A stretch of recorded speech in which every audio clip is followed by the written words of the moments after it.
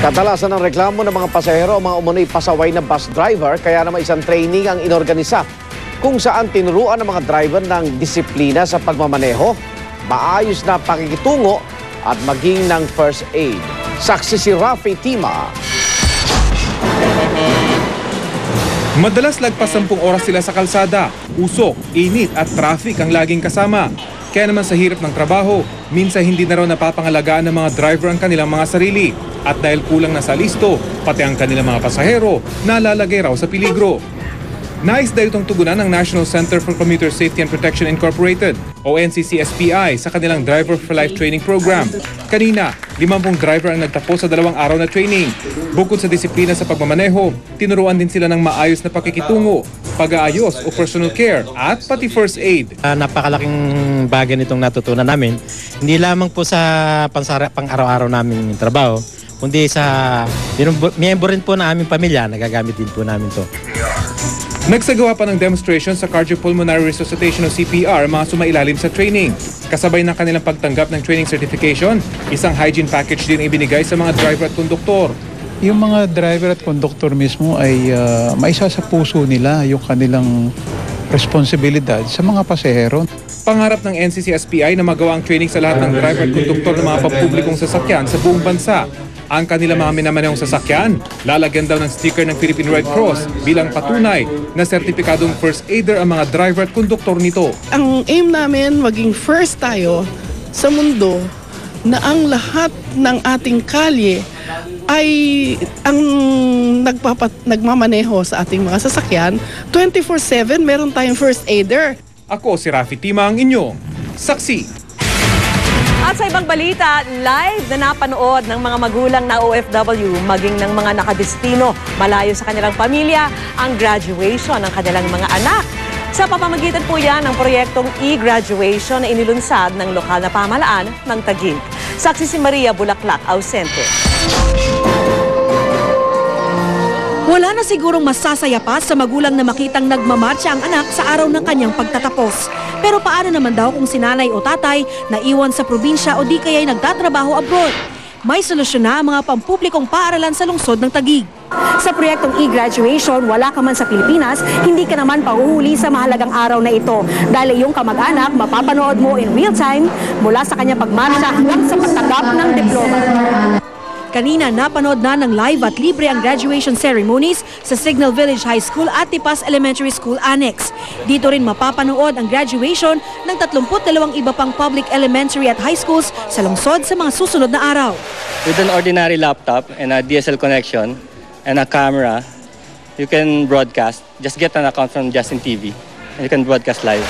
Ang e-graduation po ay pinaghandaan ng pamahalaang lungsod ng Taguig upang nang sa ganon, ang mga kamag-anak po ng mga batang magsisipagtapos na karamihan po sa kanila ay nagtatrabaho sa ibang bansa ay hindi po mapalagpas yung napakahalagang pagkakataon na ito na masaksihan ang mga anak nila, ang mga pamangkin nila, ang mga apo nila na umakyat sa entablado, tumanggap ng diploma at tumanggap ng mga karangalan. Si Jomel Taduran, matapos ang graduation rites, kagad nag-video call sa inang nasa Hong Kong. Sabay pagmamalaki sa natanggap niyang diploma at medalya bilang top 1 sa kanyang klase. Ang tagal ko pong pinangarap na pagka-graduate ang anak ko sana man lang masabitan ko sila ng medalya. Kaya lang po, hindi ko po magawang umuwi. Sinamantala na rin ng mag-ina ang pagkakataon para makabawi sa 4 na taong di pagkikita ng personal. Sa college namin kukunin kong course, computer engineering. Computer engineering kukunin kong course. Computer engineering kukunin mo? Sa PUP. Okay lang sa akin yun, anak ko, kung ano ang gusto mong course. Nasa sayo kasi ikaw naman ang mag-aaral Ako, nandito lang, suporta lang. Mag-ingat ka dyan. Miss ka na namin ni Kuya. Anak, kahit malayo ang mami mo, mahal ko kayo ni Kuya mo. Mag-aral kang mabuti. Ako si Maria Bulaklak Ausente, ang inyong saksi. Ulat panahon naman tayo, bagamat nakalabasan ng bansa low pressure area sa bahagi ng Puerto Princesa sa Palawan, nakaranas pa rin ng pag-ulan sa ilang bahagi ng bansa. Abot dibdib naman ang baha sa ilang lugar sa Baco at Nauhan sa Oriental Mindoro dahil sa walang patid na pag-ulan. Binahari ng Calapan City dahilan para ilikas ang ilang residente. Baging ang mga alagang hayop inilagay na muna sa ligtas na lugar.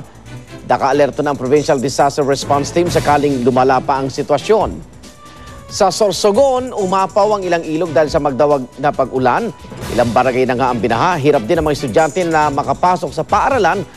Ayon po sa Pag-asa, asahan pa rin ang pag-uulan lalo na sa Southern Luzon at Visayas dahil sa tinatawag na tail end ng cold front. Samantala, biktima ng diskriminasyon, yan po ang iginiit ng transgender na contestant na na-disqualify sa Miss Universe Canada Beauty Pageant matapos matuklasang isinilang pala siyang lalaki. Kinatigan naman ng grupong Ladlad ang naging pahayag ng contestant. Saksi si Dano Tingkungko. Sa kanyang tangkad na 6'1", makinis na balat at magandang hubog ng katawan, pang Miss Universe daw ang ganda ng 23 taong gulang na si Jenna Talakova. Pero ang Miss Vancouver finalist na ito, na-disqualify at hindi na makalalahok sa Miss Universe Canada matapos daw matuklasan ng pageant organizers na siya ay isinilang palang lalaki. Sa pahayag ng pageant organizers, inalis daw sa kompetisyon si Talakova dahil hindi raw niya na-meet ang requirements ng beauty pageant. Sa patakaran kasi ng Miss Universe Canada, kailangang natural-born female o isinilang na babae ang isang kandidata. Nagsinungaling umano si Talakova at hindi raw indineklarang transgender siya. 14 na taong gulang daw si Talakova na magsimula siya mag-hormone therapy at kalaunay sumailalim sa gender reassignment surgery o sex change sa edad na 19. Hindi malinaw sa ngayon kung idineklara o hindi ni Talakova sa application na siya ay transgender. Gayunman, giit niya, diskriminasyon daw ang ginawa sa kanya. Bagay na sinang-ayunan ng grupong Ladlad. Ang tanging kinikilalang babae lang daw kasi sa kompetisyon ay yung mga ipinanganak lamang na babae. Ibig sabihin nito, yung pagka-disqualify sa kanya, hindi pa rin talaga kinikilala ang mga transgender na mga babae. May discrimination kasi ang kanilang definition lamang ng pagiging isang babae ay dapat biological. Ayon kay Cory Quirino na isa ring beauty pageant organizer, stricto raw talaga ang mga patakaran sa mga malalaking pageant. Pero mainam daw na buksan ng diskusyon kung dapat na bang payagang makilahok dito ang mga transgender. I am not speaking for Miss World, only me as Cory Quirino. If she underwent the surgery and underwent hormone therapy, and if the psychiatrist says that she is really, psychologically speaking, a female, she should be allowed to join the pageant. Ako si Dano Tingkungko, ang inyong saksi. Inom, sugal, ultimo pagmumura. Ilan daw yan sa mga naging bisyo at ugali ni pambansang kamao Manny Pacquiao. Pero sa tulong ng salita ng Diyos, nagawa rin raw ni Pacman na iwaksi at talikuran ang lahat ng ito. Ang bago umanong Manny Pacquiao sa report ng saksi si JP Soriano. Taliwas sa karaniwang imahe ng isang kampiyon na boksingero na di lang miminsang sumalag sa mga intriga sa larangan ng sports at maging sa personal na buhay, pawang mga salita ng Diyos ang namutawi sa bibig ni Manny Pacquiao ng pangunahan ng Bible sharing na isinagawa sa GMA Network kanina. The Bible is our manual to life. In the Bible is the key to understanding life. Dumalo sa Bible sharing sina GMA Chairman at CEO Atty. Felipe L. Gozon, kanyang asawa na si Mrs. Teresa M. Gozon at ilang miyembro ng kanilang pamilya. Karangalan ko na isa sa aking mga audience is ang boss ko, ang mga boss ko, okay? Naroon din ang iba pang opisyal at empleyado ng GMA. Gamit ang higanting projector screen, pinaliwanag ni Manny ang kahulugan ng ilang berso sa Biblia. Pero how about our spirit? Pag hindi po tayo nagbasa ng Biblia, ng Bible, hindi tayo nagbasa ng Word of God, and we do not meditate the words of God, our spirit is not alive. Kabilang sa mga kasama ni Manny sa entablado ang kanyang spiritual coach na si Pastor Jeric Soriano. Ayon kay Manny, binago ng Biblia ang kanyang buhay at natutuo manong pagsisihan ang mga nagawang kasalanan.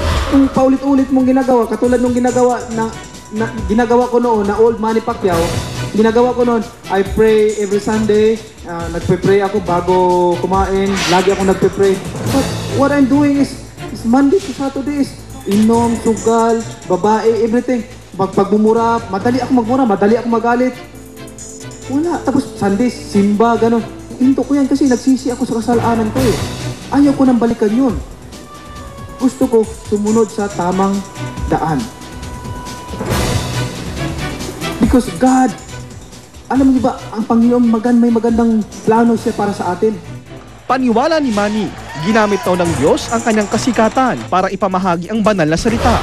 Kung isipin mo, Tim Tebow, Jeremy Lin, Manny Pacquiao, yan ang calling ng Panginoon. So bakit yung mga sikat na tao ang kailangan mangaral, kailangan hipuin ng Panginoon, piliin para i-spread yung words niya. So ibig sabihin is malapit na, kailangan birili. Sabi pa ni Manny, mula raw nang napag-aralan niya ang Biblia, mas naging maganda raw ang pagsasama nila ng asawang si Jinky. Gayon din ang kanyang relasyong sa inang si Mami Donisha, na kilalang relihiyoso. Happy naman yung magulang ko, happy yung kasi not like before na laging nag-aaway, may mga away-away because talagang walang Panginoon. So this time talagang guided with the Holy Spirit. Aktibo man sa Christian Bible sharing, nagsisimba pa rin daw si Manny sa simbahang Katoliko kada linggo. Hinihikayat din niya ang lahat ng atleta na pag-aralan ng Biblia. Gayunman, hindi pa raw pinag-iisipan ni Manny na maging pastor. At sa boxing fans na nag-aalala, kung maaatim pa ba ng pabansang kamao na magpakawala ng matitinding combo sa nalalapit ng laban ni Timothy Bradley, sagot ni Pacman. I don't know. I will pray. I pray also to my opponent na hindi siya masaktan, ng maluba, o ano man sa amin dalawa. Ako si JP Soriano, ang inyong saksi. Saksihan mamaya. Soccer match sa Brazil na uwi sa karasan matapos magkasagupa ang fans ng magkalabang koponan. Pelikulang The Hunger Games panalo sa takilya sa opening weekend dito sa Amerika. At ano ba ang in na swimwear ngayong 2012? Huwag bibitiw! Sama-sama pa rin tayong maging saksi!